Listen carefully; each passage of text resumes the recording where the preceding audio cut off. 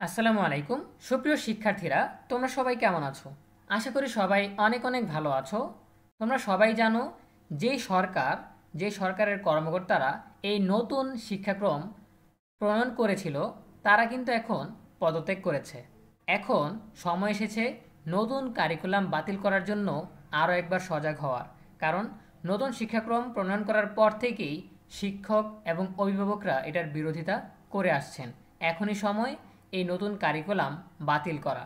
এ বিষয়ে খুবই তথ্যবহুল, খুবই সুন্দর একটি প্রতিবেদন প্রকাশ করা হয়েছে। সেই প্রতিবেদন থেকে আমরা বিস্তারিত জানব আমাদের আজকের ভিডিওতে।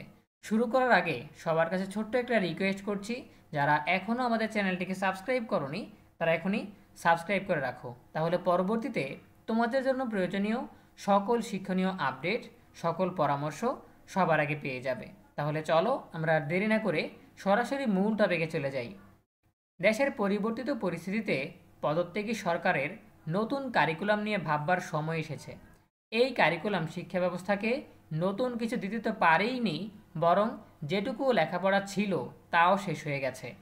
এই কারিকুলাম প্রণয়নে সবচেয়ে বেশি সক্রিয় ছিল জাতীয় শিক্ষাক্রম ও পাঠ্যপুস্তক বোর্ড।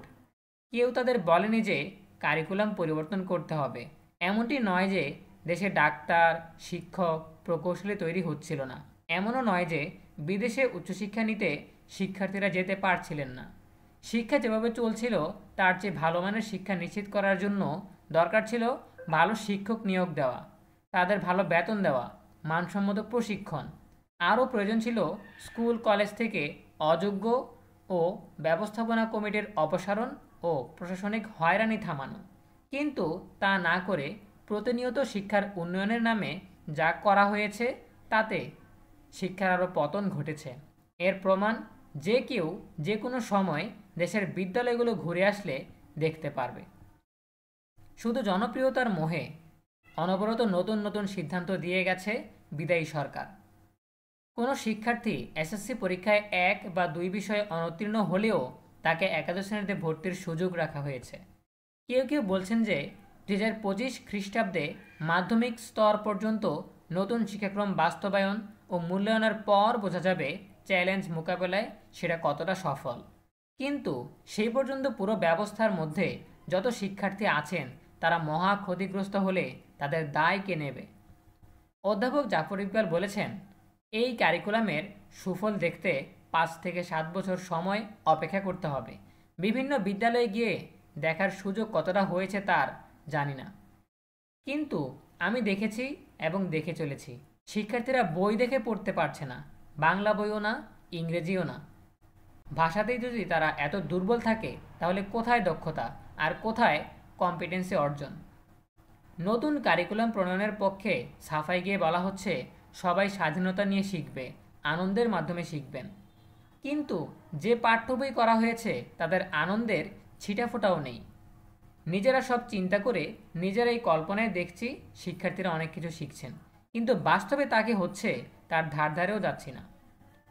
মূল্যায়ন পদ্ধতিতে যোগ্যতা ও কার্যক্রম ভিত্তিক মূল্যায়নের পাশাপাশি লিখিত পরীক্ষা রাখার কথা আমি সহ অনেকেই বারবার বলেছি, বারবার লিখেছি যে অন্তত 50% লিখিত ও 50% কার্যক্রম ভিত্তিক পরীক্ষা নেওয়া হোক। কিন্তু এনসিটিবির কর্মকর্তাদের উত্তর হচ্ছে লিখিত পরীক্ষা মানে নোট গাইডের ব্যবসা। এতে নোট গাইডের ব্যবসা থেমেছে?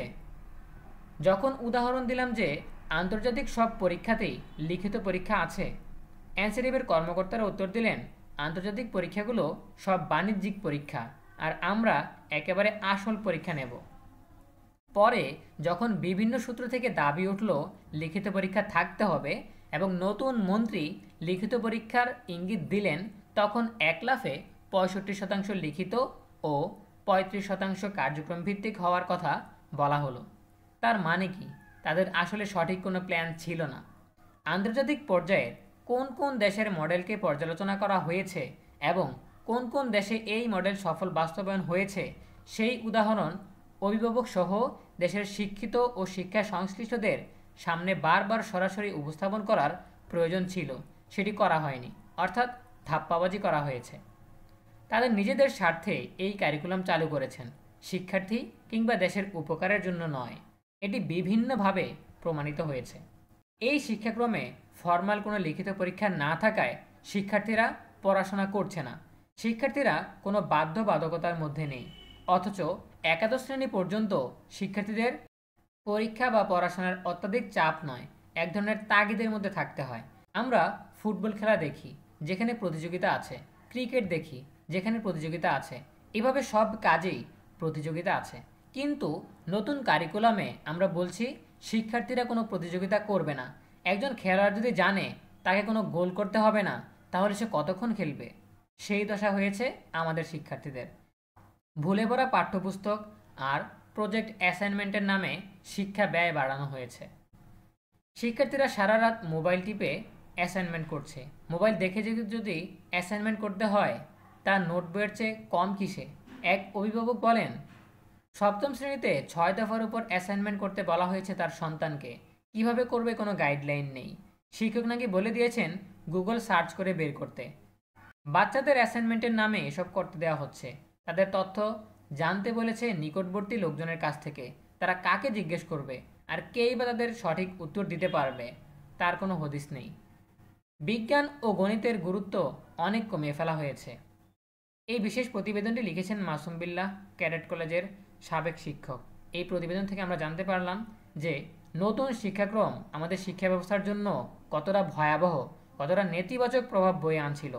যেহেতু আমরা সরকারকে প্রতিহত করতে পেরেছি, সরকার পদত্যাগ করেছে, এই জন্য এই সরকারের প্রণয়ন করা এই ভয়াবহ শিক্ষাক্রম আমরা রাখবো না, এটা আমরা বাতিল করে দিব। সেই প্রচেষ্টায় আমাদের সবাইকে এগিয়ে আসতে হবে যাতে এই নতুন শিক্ষাক্রম বাতিল হয়, আগের শিক্ষাক্রম থাকুক এবং তাতে কিছু সংস্কার করা হোক যাতে আমাদের শিক্ষা ব্যবস্থার উন্নয়ন হয়, আমাদের শিক্ষার্থীরা আরও ভালোভাবে শিখতে পারে। ঠিক আছে? সো এই ছিল আমাদের এখনকার আপডেট। দেখা হবে পরবর্তী আপডেট নিয়ে নতুন কোনো ভিডিওতে। সেই পর্যন্ত তোমরা সবাই ভালো থাকো, সুস্থ থাকো, নিরাপদে থাকো এবং সবসময় ইউনিবির সাথেই থাকো। তোমাদের সকলের জন্য রইল অনেক অনেক শুভকামনা। ধন্যবাদ সবাইকে।